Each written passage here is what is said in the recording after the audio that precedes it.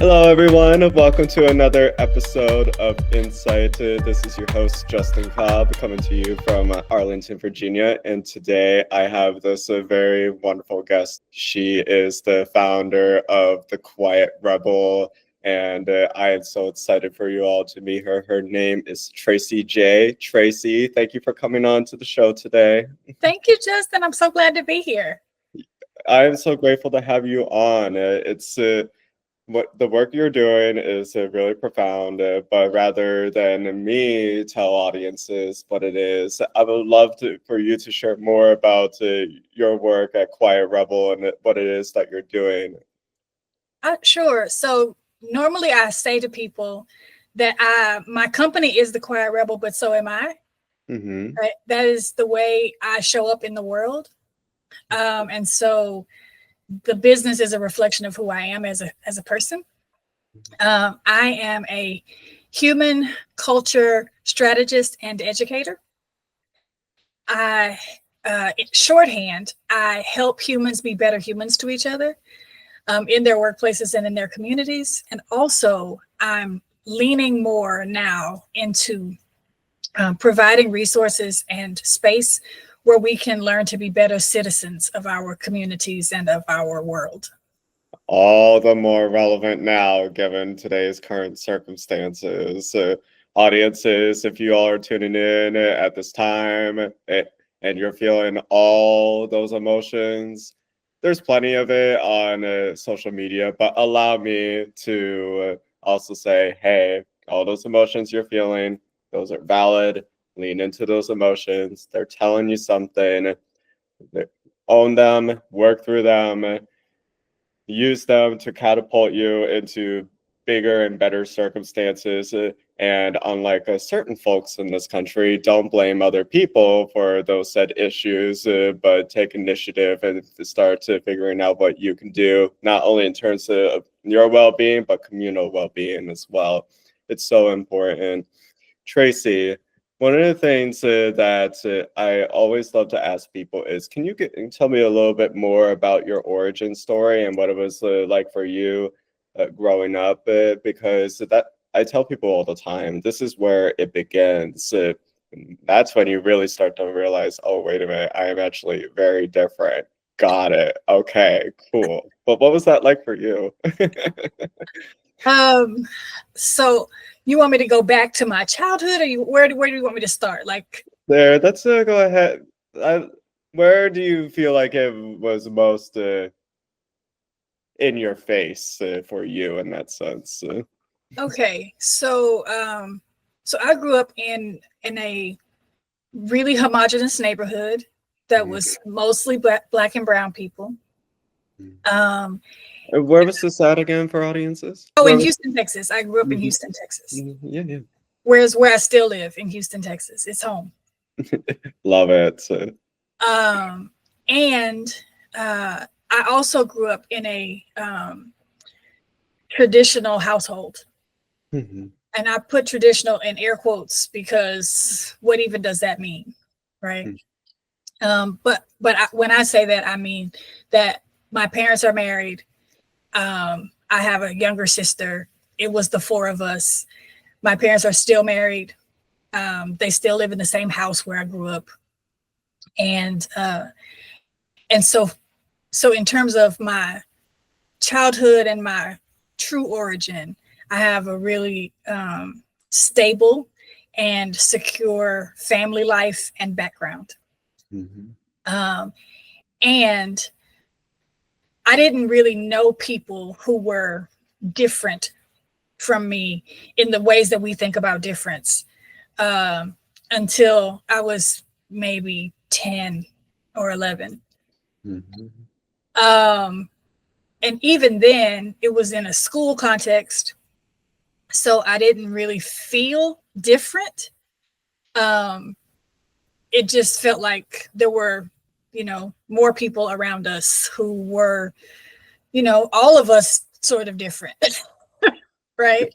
Yeah, so we're all a little unique in our own way, and it's a matter of finding other people who mesh well with our uniqueness. So. Precisely. So when I was in the fourth grade, my father came home with this announcement that that he had found this school that was for smart kids, and I was going to need to take a test so I could go be in this class with smart kids. Well, I was already in a class with smart kids, but you know, this was labeled that, right? So so I took the test. I went in the fifth grade. I went to this new school, and there was children from all kinds of backgrounds. It's my first introduction to religions outside of Christianity. It's my first introduction to meals that weren't like the meals I grew up with mostly. You know, it was like how people try to describe America as a melting pot.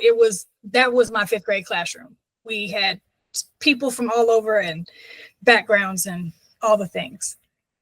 And still all of it felt normal, right? Again, with a big air quotes, like whatever is normal.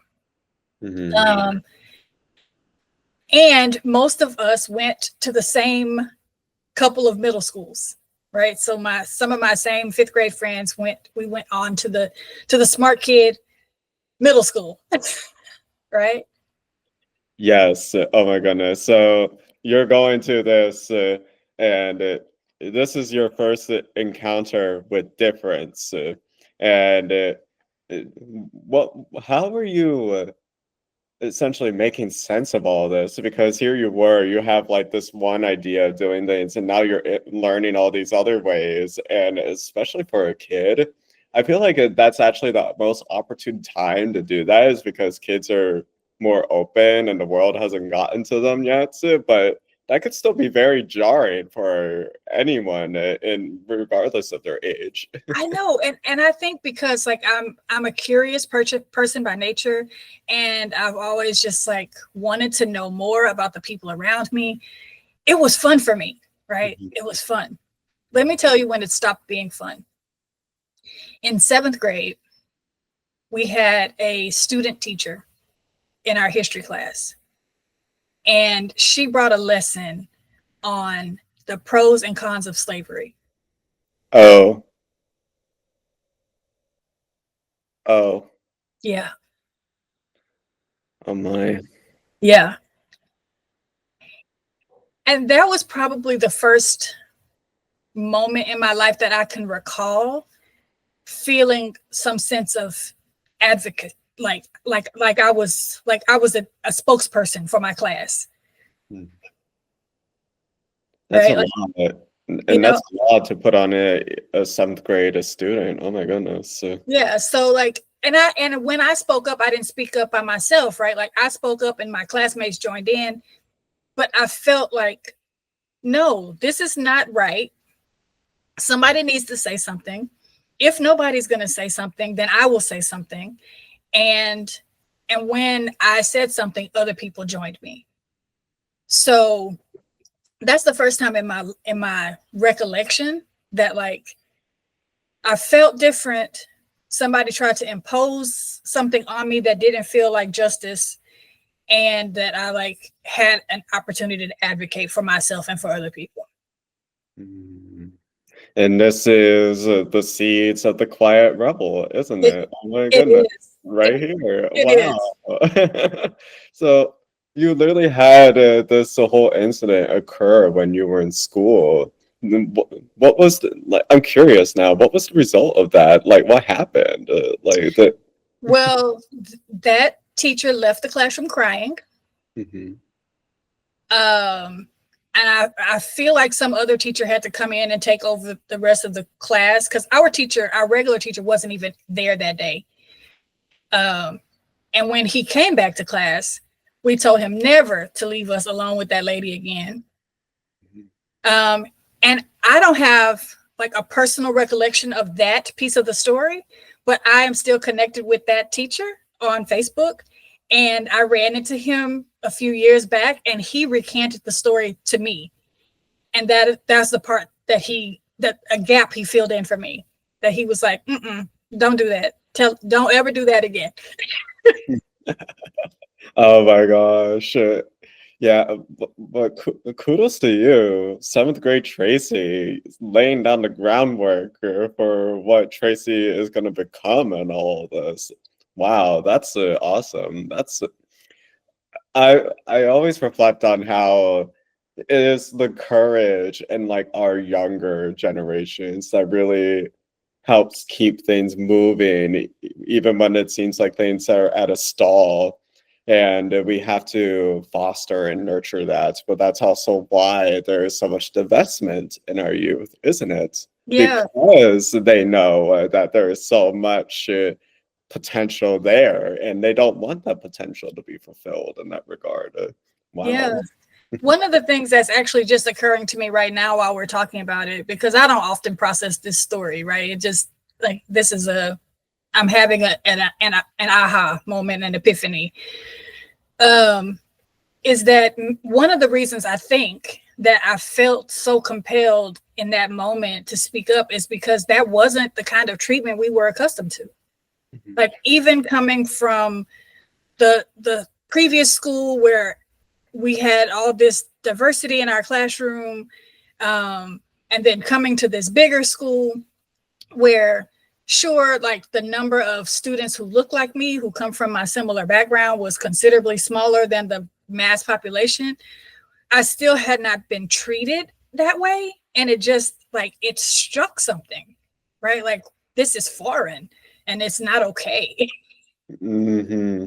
And it really does go to show that we are dealing with systems that enable and empower individuals, regardless of their backgrounds. If you allow it, and regardless of intentions, people can still do things like, say, slavery has a pro. Right. And now we have to literally sit down and say, okay, what are you actually trying to tell this child whose lineage comes from this history of bondage, enslavement, chattel, no less, where they weren't even considered a person in any form of regard, where they were basically bought and sold the way you would a car or anything else. Exactly.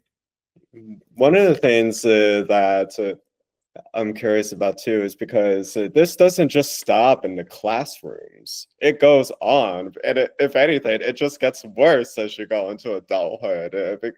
What was it like for you in your career, like doing this kind of work, this concern about civic duties and citizenship in return in regards of social justice, and because I'm sure it was a bumpy ride. So my background, my working life has been this sort of winding evolution. Hmm. Um, I was a young mom. I was married early, um, Well, how old, if you don't mind my asking? 20. So 20. Oh so my. really early, right? For your viewers information and for yours, I had 3 children in car seats when I was 25. Oh my. Go, mom. Let's go. Right. So my like early vocational life was mostly like how do we survive, right? So I had a lot of jobs that really were just like I'm going to work so we can eat kind of jobs. Um and some point along the way I found myself in nonprofit work, mostly in church work, um, which turned out to be a real blessing for me. Like I feel like there was a lot of formation for me in those spaces. Um, I I have been married twice, divorced twice, and I have started to say, and I'll say again, that I feel like my first marriage was for me to give birth to my daughters, and the second I gave birth to myself. And so, also in that evolution of me as a human, there's been this evolution of me as a practitioner, right? So some of what I learned and what I teach now and the work that I do currently was shaped out of learnings in my personal life, and some of it was learnings in my professional life. Wow. So now you have like these mirrors to really show you, and you can look at them and say, wow, I was able to do this, even though I went through all these circumstances. And it's funny because I was actually just releasing an interview with somebody, and it's amazing how I don't ever wish hardship on anyone, eh, or like that's not who I am. But our hardships are really, when you think about it, and from my experience going through them myself, it's what you make of them. Do you use them as a means to propel yourself forward? Do you use them to really change perspective in order to help you go through whatever it is you have to go through? Or do you sit in it and do you wallow in it and do you allow it to consume you? And uh, it seems to me, given what I've just heard, that you were using these as I want to say like diving boards, so that way you can launch yourself into the pool and everything. That's a good way of saying it. Of course, there were some days when it did not feel that way. Mm-hmm. Oh, all the time. Right. There's some days where you jump off and you land and you don't land right, and you do like a belly flop in the pool or something, and that hurts a little bit. But you Yes. learn. You learn. Yes. Yes. And also, now, Justin, you shouldn't have started this because I can milk a metaphor. It will keep going for a long time. But there's also the point, even before you get to the diving platform, where you're just on the rungs of the stairs and you are petrified, and you're like, I don't know if I can go up that high. I don't know what's on the other end of that diving board, right? Like I can get up here, but I can't get down. Right. Yes. There's all of that as well. Been there, done that. Oh my gosh, I feel that so much. Like when you were going through these struggles and these obstacles, like what were they teaching you? Because that is always something that I'm curious about too. And I know I've asked this question for folks in the past, and the answers have always been so moving and insightful. You ask a person what they learned from their challenges, and it really does attest to who they are. Like, I'm curious about yours. So, so I'll say that I'm still learning from my challenges. And part of what I'm learning is that community is necessary. I did not do any of these things by myself. I am really fortunate to have decent, caring, generous people in my environment who, as my girlfriend would say, provide a soft landing place. So That's so important. Yeah, so that is one of the things that's a big learning for me. Another thing that I have learned or am learning is that I'm not normal. Like whatever people call normal, I'm not that. I think differently from most of the people that I know. I move differently from most of the people that I know. I challenge myself and I take risks that other people won't take. Now, none of those risks involve jumping out of perfectly good airplanes and stuff like that.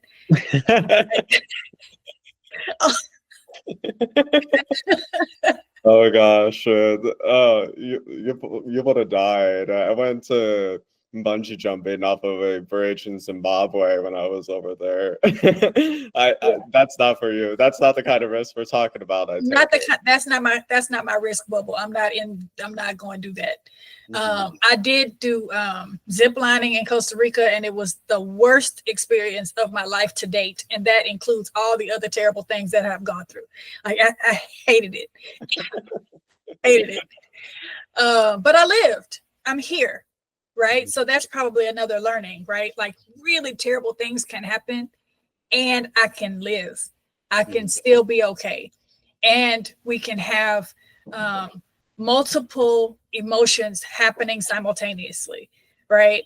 I can be in a really sad, sucky place where things feel really hard, and I can laugh and dance and blow bubbles and sing, right? And those two things don't cancel each other, right? The both things can exist in the same space.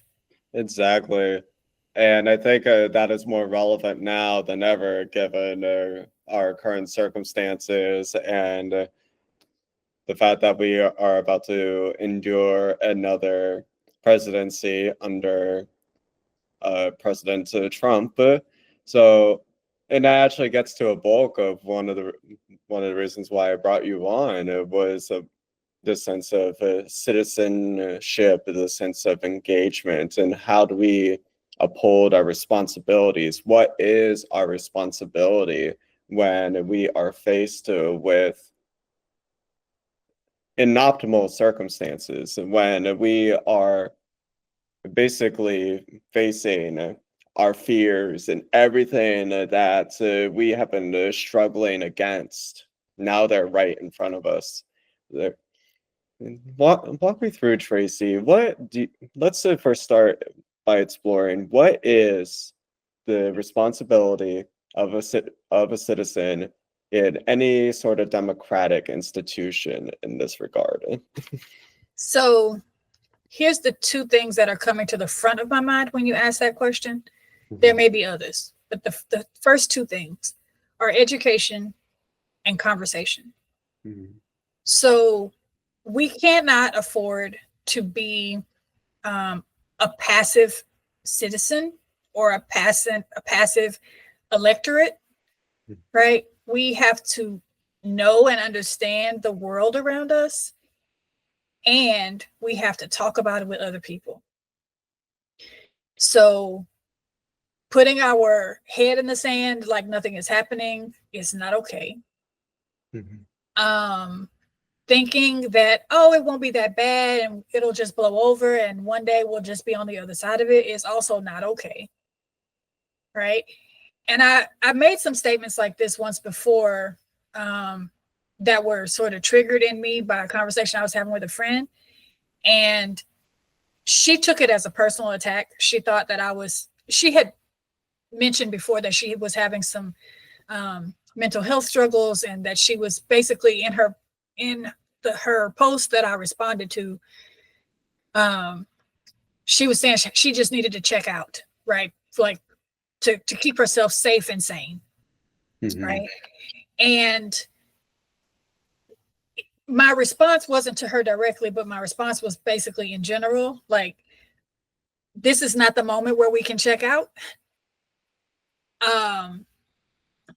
And she took it personally, right? So let me just say right now to whoever hears this, do what you need to do to keep yourself safe and sane. And don't check out. If you can afford not to check out, don't check out. We're all going to get tired. We're all already tired.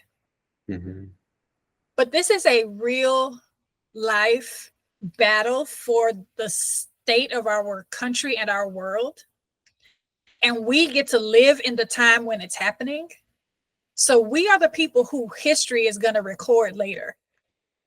And we are the people who are going to either have to bear witness to the destruction or be responsible for its rebirth, right? Like, this is our moment. Sometimes we look at history and historical events and we say, oh, if I was there, I would have XYZ fill in the blank. You are there, friend. Welcome to the party.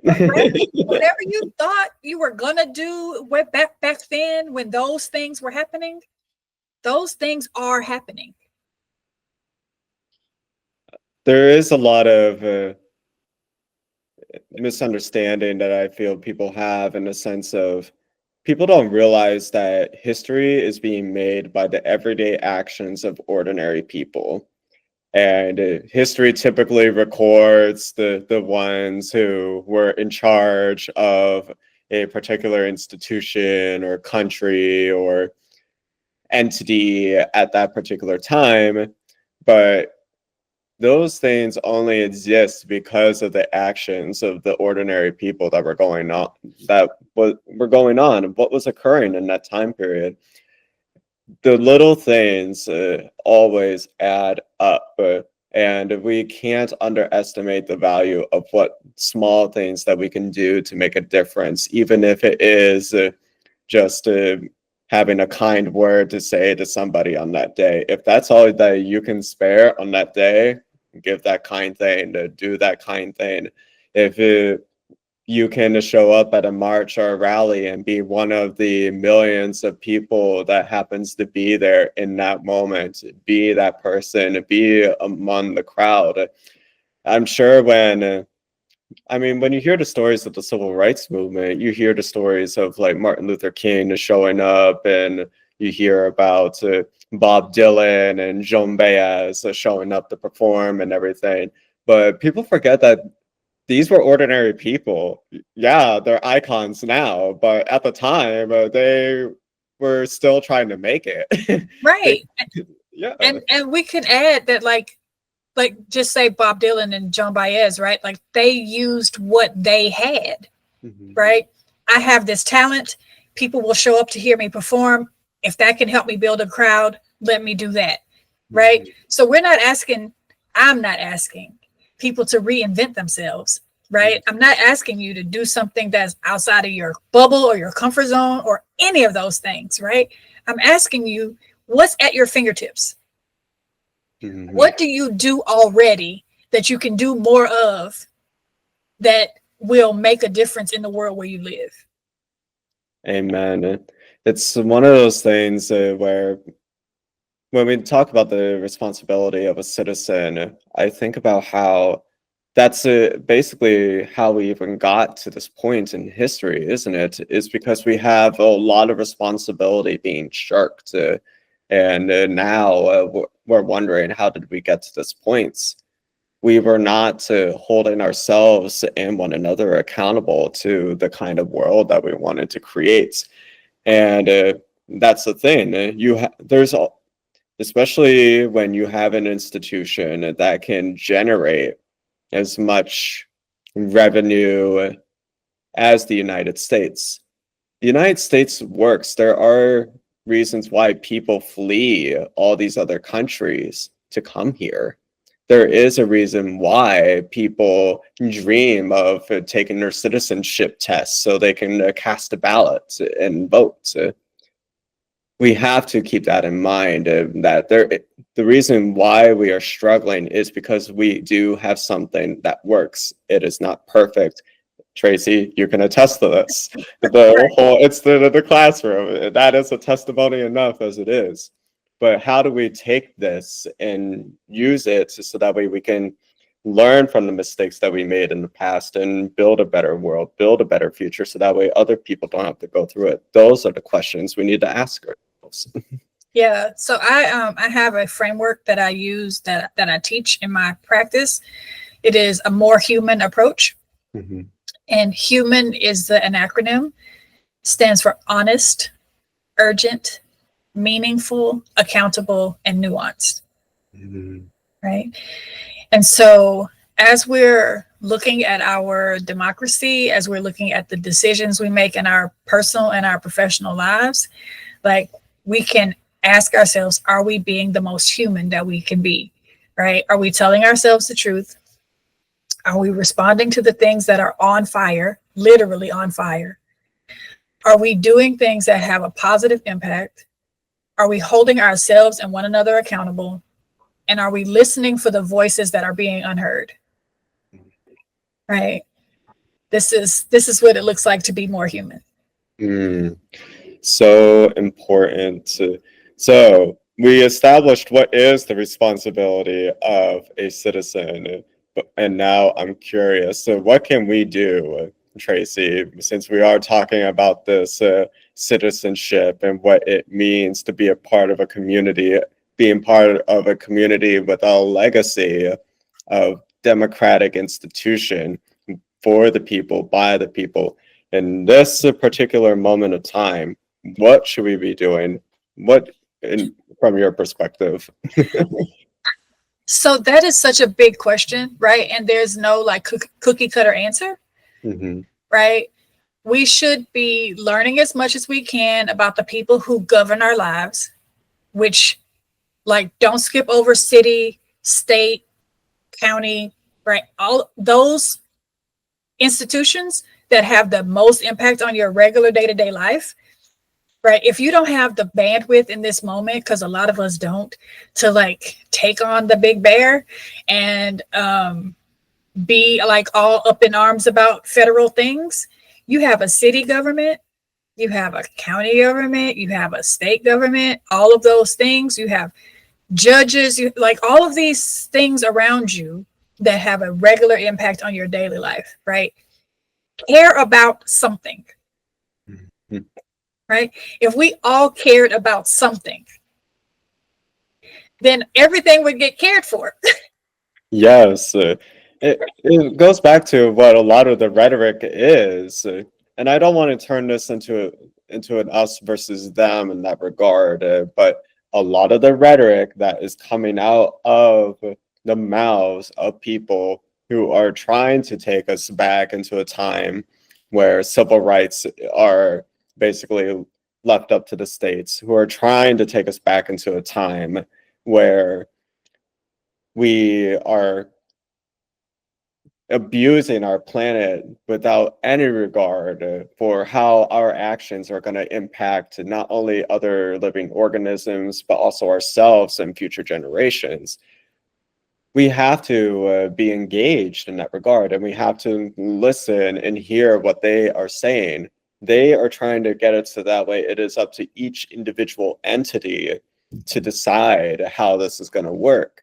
So if that is their playbook, you got to understand their playbook. You got to know where they are showing up in those regards. So here's a couple of things that about states and states' rights, right? The idea of states' rights was a much simpler concept when there were 13 colonies that were all sort of close together on the map. Right. Right? There are 48 contiguous states, right? And then we've got these other outlier states and not colonies, Commonwealth, not Commonwealths. So United States. What is Puerto Rico? It's a territory legally, but yes, you know, I think the colony still works because that's technically what it is. Let's call it. That's fair. Yes, I just wanted to be accurate in my term, but territories, right? So the idea of citizens relying on their state to establish their rights is a much more complex idea, right? So if I'm a citizen in Texas, which is where I am, right? And I go to Virginia, then I have different rights when I'm in Texas than I have in Virginia. Like if we are a United States, then why would we leave it to any individual state to establish the rights of their citizen? And at what point does the state's rights override my human right and or my citizen right as a United States citizen? Right? So I understand like states should have, let's say, the right over talking about the transportation, right, in their state, because the state understands the needs of the transportation in their state, right? That makes sense. But to impose states' rights on a body, right, or onto an education or onto voting, right, which are things that as a citizen of the country, I have these rights, right? I have the right to an education. I have, or is that a privilege, right? So then there's this argument, right? What is the duty of the country to provide, right? And so we say, yeah, sure, let's send it to the states. But here's the flip side of that coin. If it does, let's just say for kicks and giggles, every right that we know today goes to the states to decide, then how active are you in your state government? How much do you know about who your state leaders are and the decisions that they're making about your rights? Right? I contend that even the founding fathers, as flawed as they were when they wrote the Constitution, before the ink was dry on the Constitution, they were already writing amendments because they realized they had left out rights, right? They didn't write amendments to take away rights. They wrote amendments to add rights. Mm-hmm. And so, like, the idea that people today who are looking at that document that we treasure and saying that's not what they meant, they didn't mean to add these rights, but that's what they said, though. Literally, that's literally what they intended, was to make sure, like, oh, wait a minute, we got to make sure that these people know this is what it means to be a U.S. citizen. This is what it means to be a part of this country, to have a voice and to use that voice in order to participate in the process. Exactly. Mm-hmm. One of the things I keep thinking about too is that, you know, you went back to that element of community in your story and how we have to hold each other in community. And that's actually going to be more important now than ever, at least from my point of view in this regard. For those of us who are new and are maybe just like trying to figure out how this all works and operates, and this is why we need to talk about this as well. There are people out there who are going to try and lead you astray because they know that you are new, because they know that you are fired and ready to go. But there are people out there, folks, who do not have your best interests at heart.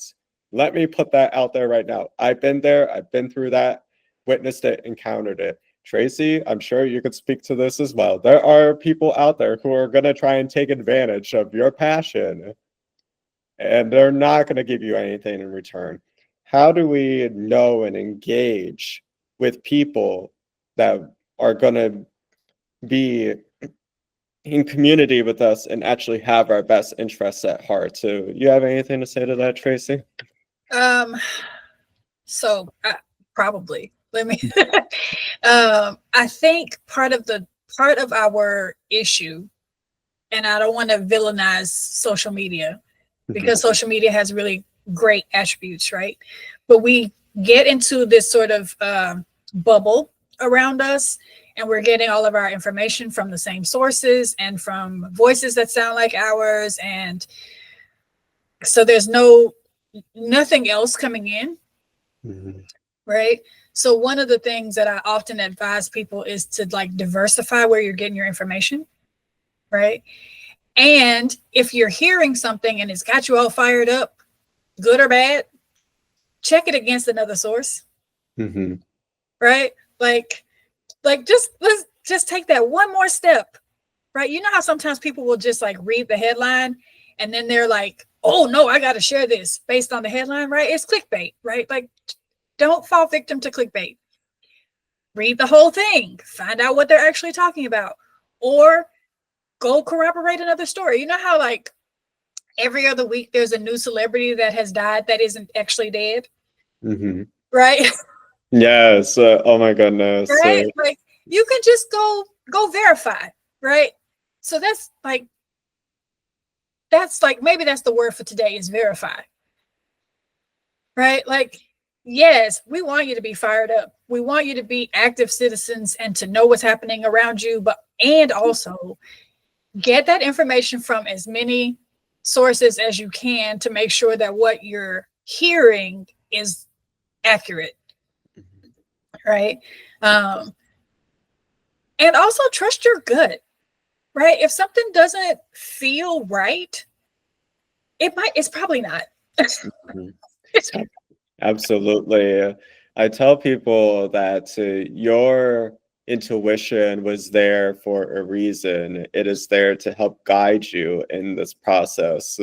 You can use that to make decisions with verifiable resources, with intelligence, with wisdom, with knowledge.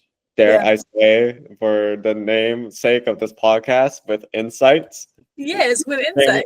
shameless plug right there, folks. Yes. But in all seriousness, your insights are there for a reason. They are there to help guide you in this process. And when you come together with other people who can verify, they can challenge, they can critique, they can build and shape. But when you come together with folks with a like-minded mission, amazing things can happen. Martin Luther King knew that. Malcolm X knew that. Fannie Lou Hamer, all these amazing folks, they all knew that. Yeah. You have to come together with community, and you got to do it with people who don't always think exactly the same way as you do. That's part of how the process works. Yeah. But I'm having this other thought too while we're talking about this. And it's an example I think most of us can relate to. If someone is talking to you and they are talking poorly about somebody who isn't there, you can imagine probably that they are doing the same about you when you are not there. So, like, recognize the patterns that exist in people, right? If somebody is always blaming somebody else, if somebody is always failing to take accountability for their own actions, if something that if everything that is happening bad to this person is always somebody else's fault, if they always have something negative to say about other people, honey, you're next. Yes, pay attention, read the signs, and when you pick up information that you know is negative, don't be afraid to skirt around it. Don't avoid that pothole. That you don't need to hit all the holes in order to get there. Just to keep going and And also, when somebody is saying something that is negative about somebody else and you find yourself in agreement, check that. Ask yourself, why do you agree? Are you agreeing based on something you feel? Or are you agreeing based on facts? Right? And if somebody is making an assertion about a group of people, that assertion is hardly ever accurate. Right? Yes, and that's one of the reasons why I've even, in terms of this podcast, yes, I am very concerned with the leadership of President Trump in this regard. But it's also the reason why I refuse to even lump all Republicans, or dare I say, even all conservatives in this regard. This is not like, we have to break that sense of, oh, this is the Republicans versus the Democrats. We saw Liz Cheney, and I know Liz Cheney has a contradictive history. I acknowledge that. Liz Cheney could have gone along with the program with the same agenda as all of her colleagues in that regard, but she chose to stand firm in her convictions because she knew that what was going on was wrong. And I always tell people, credit where credit is due, regardless of who that person is, because the only way that you can assure that you yourself are going to get credit for the things that you need is by also holding that same ability to other people, regardless if you think like them or agree with them on everything. Yeah. We have to work in community with folks. And there is a lot of untapped potential, and this is where I see a lot of the leadership falling off, regardless of what party you are. There's a lot of untapped potential that is not being recognized, and a lot of the voices that were disregarded in this current election. The ones who were advocating for Palestine, the ones who were advocating for what is going on with the Congo and all these other places. We have to hear these voices, and we got to tap in their potential to lead, to bring us into a new era where we can build and, as you were saying, Tracie, rebirth what our democracy is supposed to be. We don't have to ascribe to everything that our ancestors ever passed down to us. We Right. can take things and we can change. We can do different. We can do better. Yeah. I mean, I go back to the founding fathers often because it's a shared shared information, shared agreement in our country, right? This Constitution. The people who crafted that document were flawed people. Mm-hmm. Very flawed. They were flawed people. And when they wrote the document, the only people who were considered citizens at that time were white, land-owning men. Mm-hmm. So that leaves out a lot of people. Mm-hmm. Right? A lot of people. It left out a lot of people then, and it certainly leaves out a lot of people now. Mm-hmm. Right? So knowing the flaws that existed in the humans who wrote that document, they still wrote a document that was pretty sound, including a way to amend it. It's almost as if they had the foresight that something would come up, and they said, "Oh, we need to make sure we have an emergency eject button or something." Exactly, right? And so if we are going to continue to use this as our document, right, and keeping in mind the people who wrote it were flawed, and the people who are living it now are flawed. Right? Each of us, everybody is flawed. Flawed in different ways, but we all got these little gaps in our behaviors and our systems and our ideas, all of us, right? But can we agree that if we're going to continue to use this document, that it should be for the good of the majority of the people? Mm-hmm. And not for the small, tiny class of people, the wealthy, white, land-owning men, property-owning, people-owning men, right? That this document, if it is by the people and for the people, should be for the people, right? Mm-hmm. I will also just put in an additional plug for education. And I'm not even saying that has to be like standard education in the way, like in the school systems and all that, right? Because there's education all around us, especially now we live in this high tech age, and there's plenty of information just at our fingertips. But just because politics came up in the conversation, and I will invite whoever wants to go and Google this. You do not have to take my word for it. But the statistics are that if only people who had been educated voted in this election, we would have had a different outcome. Mm-hmm. And so education is a thing. Mm-hmm. Education is a thing. And that is definitely something I know I don't take for granted either. I'm speaking from the experience as a first-generation college student.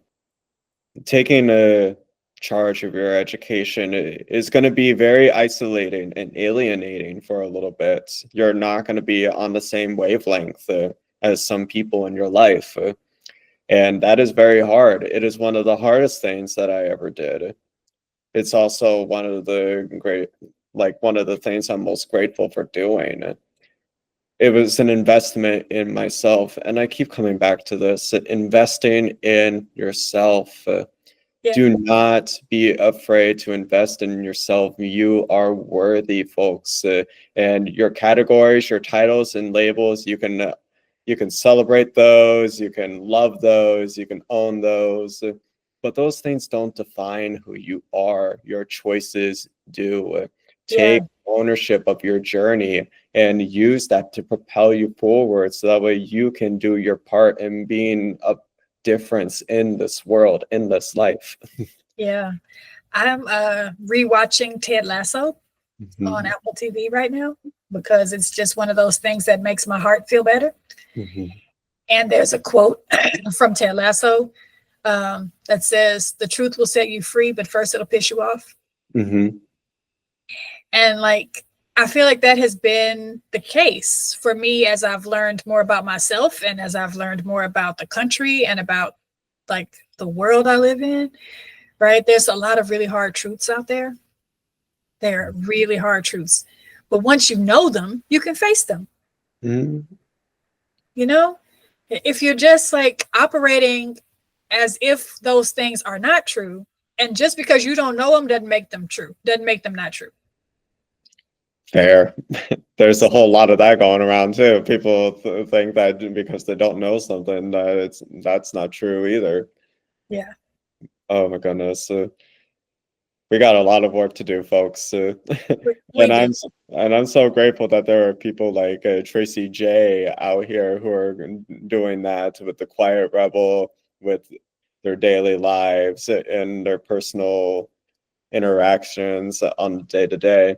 Tracie, we're coming up on time, but I want to ask so that way people can, if they want to, get to follow you, get to know your content, and know more about what you're about.